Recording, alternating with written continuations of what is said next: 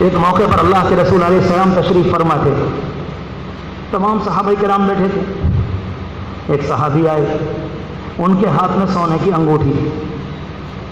مرد کے لیے سونے کی انگوٹھی حرام ہے، عورتوں کے لیے جائز ہے، سب جانتے ہیں مسئلہ ہے۔ ان کے ہاتھ میں سونے کی انگوٹھی، اللہ کے رسول علیہ السلام نے معلوم کیا کہ یہ کیا ہے، کہ اللہ کے رسول سونے کی انگوٹھی، آپ نے فرمایا ذرا دیکھیں، آپ نے لی اور اٹھا کر پھینک دی، کہا یہ میری امت کے مردوں پر حرام ہے، خبردار۔ ٹھیک ہے، صحابہ کرام بیٹھے رہے، باتیں ہوتی رہیں، آپ ارشاد فرماتے رہے، صحابہ کرام کو سمجھاتے رہے، بہت دیر تک مجلس چلی۔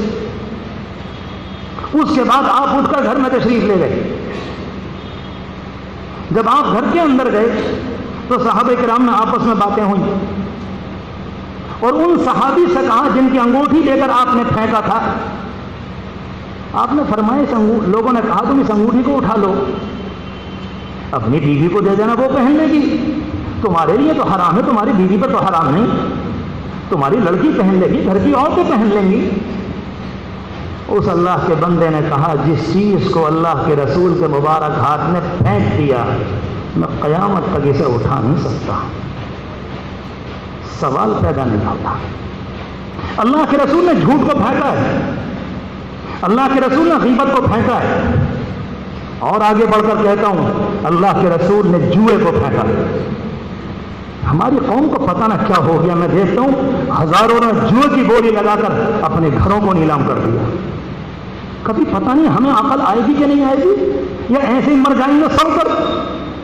کتنی مرتبہ لوگوں سے معلوم کرتا ہوں یہ تو بیچارہ بڑے اچھے حال کا تھا، لوگ کہتے ہیں نہیں پڑ گئے، وہ کمبخت ایک نئی جوئے کی شکل آئی ہے کمپیوٹر کی شکل میں، پڑ گئے۔ ارے اللہ کے بندو، جوئے میں برکت تلاش کر رہے ہو؟ میں تمہیں قرآن مجید پر ہاتھ رکھ کر کہتا ہوں مجھے پوری دنیا میں ایک بتا دو کہ دنیا کا کوئی جواری سب سے بڑھ کر خوشحال زندگی گزار کے دنیا سے گیا ہو، ایک بتا دو پوری دنیا میں۔ انگریز من حیث القوم جواری قوم ہے، اس کے ملک میں تو 18 سال سے جا رہا ہوں، تم مجھ سے زیادہ کیا جانو، تمہارا پڑھا ہوا ہے میرا دیکھا ہوا ہے، تمہیں کیا معلومات ہے؟ مگر پوری قوم نے اپنے آپ کو جوئے میں ڈال کر 100% تباہ کر دیا۔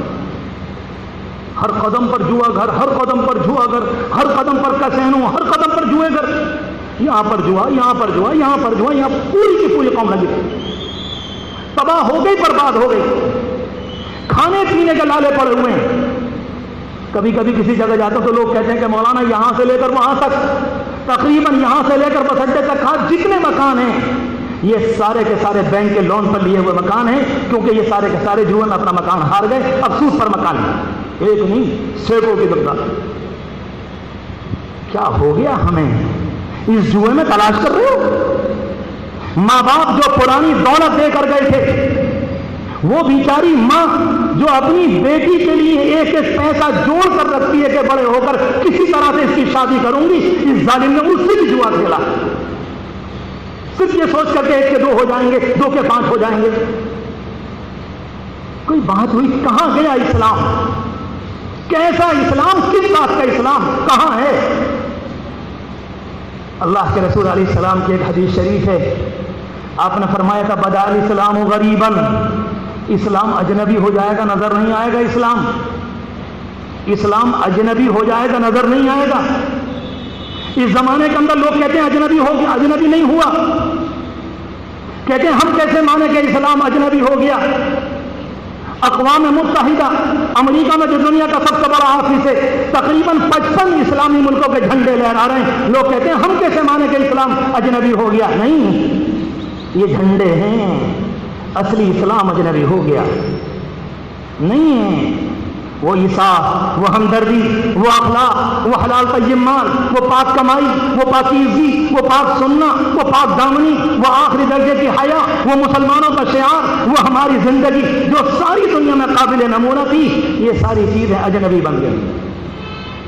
اب تو لوگ اپنے گھر میں اس بات پر نہیں ٹوکتے، اپنی بیوی کو، اپنے بچے کو نہیں ٹوکتے، اپنی بچیوں کو نہیں ٹوکتے کہ بیٹی آپ جوان ہیں، آپ کی عمر 15 سال ہے، آپ کی 18 ہے، کم از کم اپنے گلے میں دوپٹہ ڈالو۔ کہتے اس سے ذرا بات نیچے درجے کی ہوگی، مجھے معلوم ہے یہ چیزیں ہمیں کڑوی لگتی ہیں، لیکن خدا کی قسم اگر میں آپ سے نہ کہوں تو میں نے آپ کو دھوکہ دیا، میں نے خیانت کی آپ کے ساتھ، اور کل کو اللہ کیا مجھے بھگتان بھگتنا پڑے گا۔ یہ اسلام ہے۔ حضور پاک علیہ الصلوۃ والسلام کے دروازے پر حضرت عائشہ رضی اللہ تعالیٰ عنہ کی بہن آئی، بہت چھوٹی عمر تھی، لیکن اتفاق سے ذرا کپڑا ایسا تھا ذرا ہلکے درجے کا، آپ نے فرمایا تمہارے لیے کپڑا مناسب نہیں ہے۔ سیدھی سیدھی بات، ایک موقع پر ایک میدان کے اندر ایک اللہ کی بندی کا بچہ گم ہو گیا۔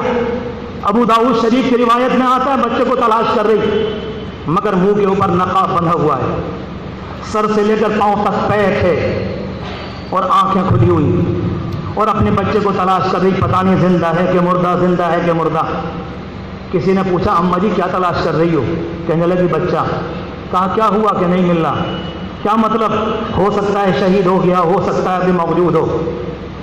تو کہا کہ اماں جی بچے کی تلاش اس حال میں بھی پردہ اور برقع، اس حال میں کیا گزری ہوگی ماں کے دل پر؟